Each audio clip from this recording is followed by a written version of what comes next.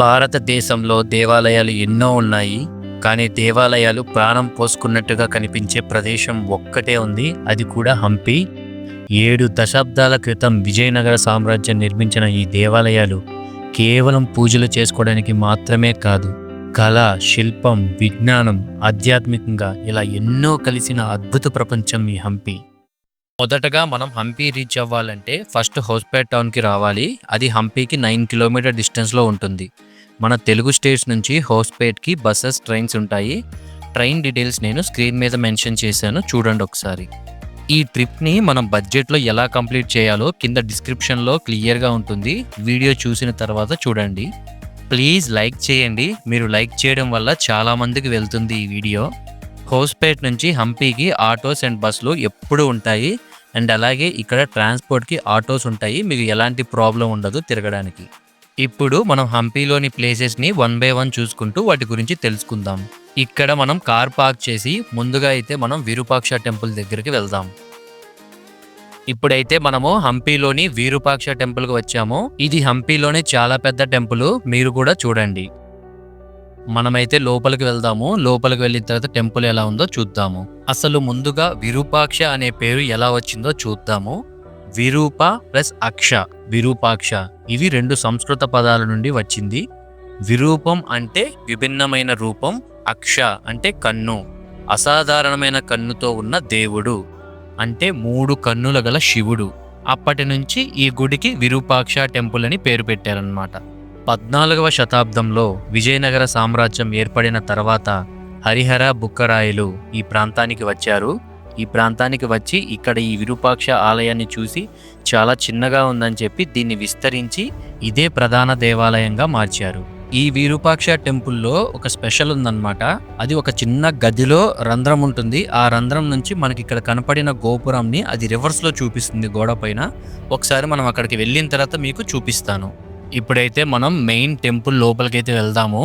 ఈ లెఫ్ట్ సైడ్లో మనకు ఒక పెద్ద ఏనుగు ఉంటుంది. దీని నేమ్ వచ్చేసరికి లక్ష్మి. ఇక్కడ చాలా సంవత్సరాల నుంచి ఉందన్నమాట ఇక్కడే. అండ్ ఇదేంటంటే మనం ఏదన్నా ₹1 కానీ మనీ కానీ ఇస్తే మనల్ని ఆశీర్వదిస్తుంది. ఒకసారి చూడండి మీరు కూడా. ఇప్పుడైతే మనం గుడి లోపలికి వెళ్ళి విరూపాక్ష స్వామిని దర్శనం చేసుకొని వద్దాము. లోపలైతే ఫోన్స్ అలౌ చేయలేదు, అందుకే మీకు వీడియో అయితే చూపించలేదు. లోపల స్వామివారికి పాలాభిషేకం చేస్తున్న పాలు ఇలా వస్తున్నాయి బయటికి. మీకు ఇందాక చెప్పాను కదా, స్టార్టింగ్లో ఉన్న గోపురం ఇక్కడ షాడోగా రివర్స్లో కనిపిస్తుందని. దీన్ని వచ్చేసి పిన్ హోల్ క్రియేషన్ అంటారు. మీకు ఇక్కడ కనిపిస్తుంది కదా, ఈ రంధ్రంలో నుంచి అక్కడున్న గోపురం మనకి ఇక్కడ రివర్స్లో పడుతుంది అనమాట. ఈ టెంపుల్ అయితే చాలా పెద్దది. మీరు కూడా టైం చూసుకొని ఒకసారి హంపి విజిట్ చేయండి, మీకు మర్చిపోలేని అనుభూతినిస్తుంది. ఈ విరూపాక్ష టెంపుల్ పక్కనే కోనేరు ఉంది. ఈ కోనేరుని పుష్కరిణి అని కూడా పిలుస్తారు. భక్తులు, పూజారులు అందరూ దేవాలయంలోకి వెళ్లే ముందు ఇక్కడ స్నానాలు చేసి వెళ్లే వాళ్ళంట. హంపి టెంపుల్ చూశారు కదా, చాలా బాగుంది కదా. మీరు కూడా తప్పకుండా ఇక్కడికి వచ్చేయండి, అంత బాగుంటుంది. ఈ బ్యాక్ సైడ్ మొత్తం కలిసి హంపి టెంపులే. తుంగభద్ర రివరు మొత్తం కనిపిస్తున్నది అక్కడ నుంచి ఇదంతా తుంగభద్ర రివరే. ప్రజెంట్ అయితే వాటర్ చాలా తక్కువగా ఉన్నాయి. ఇప్పుడు ఆ కింద వరకు వెళ్ళేసి వద్దాం. ఇప్పుడైతే రివర్లోకి అయితే వచ్చాను. ప్రజెంట్ అయితే వాటర్ ఏం లేవు కదా. తుంగభద్ర నది అనేది ఒక నది కాదు, ఇవి 2 నదులు కలిస్తే వచ్చిన పేరు తుంగభద్ర. ఈ 2 నదులు తెలంగాణ, కర్ణాటక సరిహద్దుల నుంచి వస్తాయి. 2 పవిత్రమైన నదులు కలిసినప్పుడు ఇది తుంగభద్ర నది అయింది. చాలా మంది భక్తులు ఇది పుణ్యక్షేత్రంలో స్నానాలు చేసి కూడా గుడికి వెళ్తారనమాట. ఇప్పుడు మనం ఎదురుగా ఉన్న హేమకుట హిల్స్ దగ్గరికి వెళ్తాము. ఈ బ్యాక్ సైడ్ కనిపిస్తున్నదే ఇప్పుడు మనం వెళ్ళొచ్చిన విరూపాక్ష టెంపుల్. దీనికి పక్కనే ఉంటుంది హేమకుట హిల్స్. అవి కూడా చాలా బాగుంటాయి. అక్కడ చాలా గుళ్ళు కూడా ఉంటాయి. అక్కడ వెళ్ళి మీకు చూపిస్తాను. హేమకూట అంటే ఏమిటి, ఈ పేరు ఎలా వచ్చిందో ఇప్పుడు తెలుసుకుందాం. హేమ అంటే బంగారం, కూట అంటే కొండ శిఖరం, అంటే బంగారం లాంటి మెరిసే కొండలు. ఉదయం సూర్యకిరణాలు పడితే ఈ కొండపై ఉన్న గ్రానైట్ రాళ్ళు బంగారం లాంటి వెలుగుతో మెరుస్తాయి. పురాణాల ప్రకారం పంపాదేవి అంటే పార్వతీదేవి శివుడిని పొందడానికి పంపా నది తీరంలో ఇక్కడే కూర్చొని తపస్సు చేసింది. ఆ తపస్సుకు మెచ్చి దేవతలందరూ బంగారంలాగా దీవించారన్నమాట కిరణాలతో. ఆ కిరణాలు ఇక్కడ పడి అది బంగారు కాంతితో మెరిసేది. అందుకే దీనికి హేమకూట హిల్స్ అని పేరు వచ్చింది. ఈ హేమకూటలో చిన్న చిన్న టెంపుల్స్ ఒక 100 పైనే ఉంటాయి. ఇప్పుడు అవన్నీ తిరిగి మనం చూడలేం కాబట్టి ఇక్కడ కనిపిస్తున్న టెంపుల్స్ చూడండి. తాలికోటే యుద్ధం తర్వాత ప్రజలందరూ భయంతో ఈ కొండపైనే వచ్చి దాక్కున్నారు. శత్రు సైన్యం ఎక్కి నగరాన్ని దాడి చేసింది. దేవాలయాలన్నీ ధ్వంసమైన తర్వాత వాళ్ళకి మిగిలిన ఏకైక కొండ ఇక్కడే. ఇప్పటితో అయితే హేమకూట టెంపుల్స్ అయితే అయిపోయినాయి చూపించడము. నెక్స్ట్ అయితే మనం రిమైనింగ్ ప్లేసెస్ని వెళ్ళి చూద్దాం. ఇది వచ్చేసి నరసింహ స్వామిది, ఇది వచ్చేసి శివుడు స్వామి. మీకు కనిపిస్తున్న లక్ష్మీ నరసింహస్వామిని అబ్జర్వ్ చేయండి. మీకు ప్రపంచంలో ఎక్కడా కనిపించడు ఇంత కోపంగా. అండ్ ఆ చేతులు చూస్తే మీకు ఇక్కడ తెగిపడి ఉంటాయి. నేను చెప్పినట్టు తాలికోట యుద్ధం అప్పుడు ఇవన్నీ ధ్వంసం చేసేశారు. ఈ కనిపిస్తున్న శివలింగాన్ని ఇక్కడ పుష్కరిణి అని కూడా పిలుస్తారు. ఈ ప్రజెంట్ అయితే వాటర్ లేవు, కానీ ఫుల్గా వాటర్ ఉన్నప్పుడు చాలా మంది ఇక్కడ కాయిన్స్ వేసేవాళ్ళు అనమాట. ఇప్పుడైతే క్వీన్స్ బాత్ దగ్గరికి వచ్చాము. ఈ బ్యాక్ సైడ్ కనిపిస్తుంది కదా, అదే క్వీన్స్ బాత్. పదండి వెళ్దాం. ఈ వేలో నుంచి ఇట్లా వాటర్ వెళ్ళి ఇందులోకి పడతాయి. అప్పటి కాలంలో రాజులు తన రాణులకి ఇది సపరేట్ గా కట్టించాడనమాట, ఈ స్విమ్మింగ్ పూల్ టైప్ ని. దీన్నే క్వీన్స్ బాత్ అంటారు. కనిపిస్తున్నది కదా, అది వచ్చేసి మహానవంబి దిబ్బ. అప్పటి కాలంలో రాజులు ఇక్కడ జరిగే యుద్ధాలన్నీ ఆ పైనుంచి చూసేవాళ్ళు. మనం ఇప్పుడు పైకి వెళ్ళి ఎలా ఉందో చూద్దాం ప్లేస్ అంతా. ఇప్పుడే మహానవంబి దిబ్బ పైకి అయితే ఎక్కేసాము. ఈ బ్యాక్ సైడ్ కనిపిస్తుంది చూడండి, ఇవి మొత్తం వచ్చేసి అప్పటి కాలంలో ఇక్కడ ఏదన్నా కార్యక్రమాలు అన్నీ జరిగేవి. ఇక్కడ నుంచి రాజులు మంత్రులు అవి అబ్జర్వ్ చేస్తూ ఉండేవాళ్ళు అనమాట. అందుకని ఇంత ఎత్తులో కట్టారు ఇది. ఈ మహానవమి దిబ్బ పైన దసరా నవరాత్రుల అప్పుడు చాలా బాగా చేస్తారు సెలబ్రేషన్స్. ఇప్పటి వరకు మీరు చూసిన హంపి టెంపుల్స్లో మీకు బాగా నచ్చిన టెంపుల్ని కింద కామెంట్ చేయండి. అండ్ ఇప్పుడు మనమైతే హజరా రామచంద్ర టెంపుల్ దగ్గరికి వెళ్దాము, మనకి పక్కనే ఉంటుంది. ఇప్పుడు మనం హజరా రామచంద్ర టెంపుల్ దగ్గరికి అయితే వచ్చాము. అసలు ఈ టెంపుల్ కి హజరా రామచంద్ర టెంపుల్ అని ఎందుకు పెట్టారో ఇప్పుడు తెలుసుకుందాం మనం. ఈ దేవాలయాన్ని శ్రీకృష్ణ దేవరాయలు 15వ శతాబ్దంలో నిర్మించారు. హజారా అంటే 1000. ఈ ఆలయ గోడల మీద 1000కి పైగా రామాయణ శిల్పాలు ఉన్నాయి. అందుకే ఈ ఆలయానికి హజరా రామచంద్ర టెంపుల్ అని పెట్టారు. ఈ చెట్టు అయితే నాకు చాలా డిఫరెంట్గా కనిపించింది. ఒకసారి మీరు కూడా చూడండి.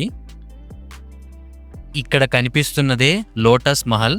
లోటస్ ఆకారంలో ఉంటుందని దీనికి లోటస్ మహల్ అని పేరు పెట్టారు. అప్పటి రాజులు రాణుల కోసం వేసవి కాలంలో చల్లగా ఉండడం కోసం వాళ్ళకి సపరేట్గా కట్టించారు. వాళ్ళు ఇక్కడ విశ్రాంతి తీసుకోవడానికి, మాట్లాడుకోవడానికి అలా యూజ్ అవుతుందని. ఈ మొత్తాన్ని ఎలిఫెంట్స్ టేబుల్ అంటారు. ఎలిఫెంట్స్ టేబుల్ అంటే ఏం లేదు, ఈ కనిపిస్తున్నవన్నిటిలోకి మనకి ఎలిఫెంట్స్ అయితే ఉంటాయి. వాళ్ళు మార్నింగ్ నుంచి ఈవినింగ్ వరకు దాన్ని యూజ్ చేసుకొని ఇందులో అయితే పెడతారనమాట. ఇవి మొత్తం 11 ఉన్నాయి చూడండి. 1 2 3 4 5 6 7 8 9 10 11 మొత్తం అయితే 11 ఉన్నాయి. సో దానికే దీని ఎలిఫెంట్స్ టేబుల్ అనే నేమ్ వచ్చిందనమాట. వీటి చుట్టూ చూడండి ఎంత గ్రీనరీగా ఉందో. ఇది విజయ విఠల టెంపుల్కి వెళ్ళే ప్లేస్ అనమాట. ఇక్కడే పార్కింగ్ చేసుకొని వెళ్ళాలి వెహికల్స్ని. ఈ కనిపిస్తున్న ఎలక్ట్రిక్ వెహికల్లోనే ఇప్పుడు మేము వెళ్తాము.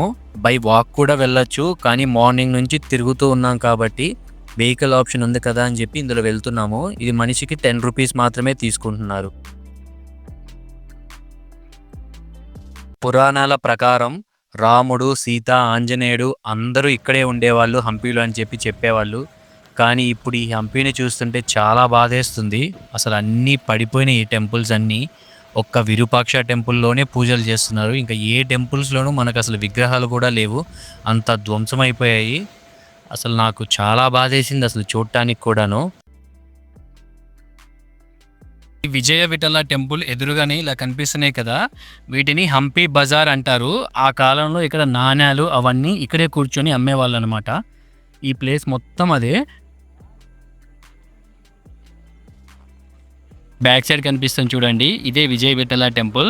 ఇప్పుడైతే మనం లోపలికి వెళ్దాము. ఇక్కడైతే మనకి రథం ఉంటుంది, మన 50 రూపీస్ నోటు మీద ఉంటుంది కదా, ఆ రథం ఉంటుంది. మీకు చూపిస్తాను లోపలికి వెళ్ళిన తర్వాత. విరూపాక్ష టెంపుల్ తర్వాత అంత గొప్ప వైభవం ఉన్న దేవాలయమే ఈ విజయ విఠల టెంపుల్. ఇక్కడ మనకి 50 రూపీస్ నోటు మీద రథం ఉంటుంది కదా, చూడండి కనిపిస్తుంది కదా, ఇది చాలా స్పెషల్ అనమాట. హంపి వస్తున్నారంటే ఫస్ట్ ఇది చూడటానికే వచ్చేవాళ్ళు. ఈ రథాన్ని ఒకే రాయితో చెక్కి చేసిన శిల్పము. ఈ రథమే ఒక హంపీకి ఒక పెద్ద సింబల్ అన్నమాట. ఈ టెంపుల్‌లో మనకి ఇంకొక స్పెషల్ కూడా ఉంది. ఈ కనిపిస్తున్నవి కదా! ఈ స్తంభాలను గనక మనం టచ్ చేస్తే మనకి మ్యూజిక్ కూడా వస్తుంది. దీన్నైతే జలధార అంటారు. ప్రెజెంట్ అయితే ఇక్కడ కన్‌స్ట్రక్షన్ వర్క్ జరుగుతూ మనల్ని అయితే లోపలికి అలో చేయలేదు. ఈ స్తంభాలనే మనం టచ్ చేస్తే మ్యూజిక్ వస్తుంది. ప్రెజెంట్ అయితే వీళ్ళు స్కానర్ పెట్టారు. మనం స్కాన్ చేసి సౌండ్ ఎలా వస్తుందో చూద్దాం.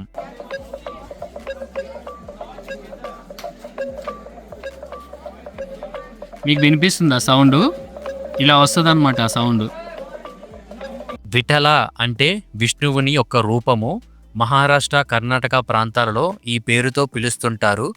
విజయనగర రాజులు, ముఖ్యంగా శ్రీకృష్ణదేవరాయడు ఆయనకు చాలా భక్తుడనమాట. అందుకే హంపీలో అత్యంత పెద్ద అద్భుతమైన విఠల మందిరాన్ని నిర్మించారు. దీనికైతే విజయ విఠల టెంపుల్ అని నామకరణం చేశారు. ఇప్పటితో హంపి టూర్ అయితే కంప్లీట్ అయిపోయింది. మోస్ట్లీ చాలా వరకు అన్ని ప్లేసెస్ని చూపించాను. ఇది చూడండి అసలు ఎంత బాగుందో అసలు.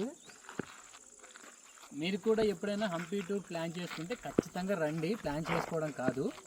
మీకు ఏమన్నా డౌట్స్ ఉంటే హంపి గురించి కింద అయితే కామెంట్ చేయండి, ప్రతి ఒక్కరికి రిప్లై ఇస్తాను. ఇంకా మీ వీడియో కనుక మీకు నచ్చినట్లయితే ఒక లైక్ చేసి సబ్స్క్రైబ్ కూడా చేయండి.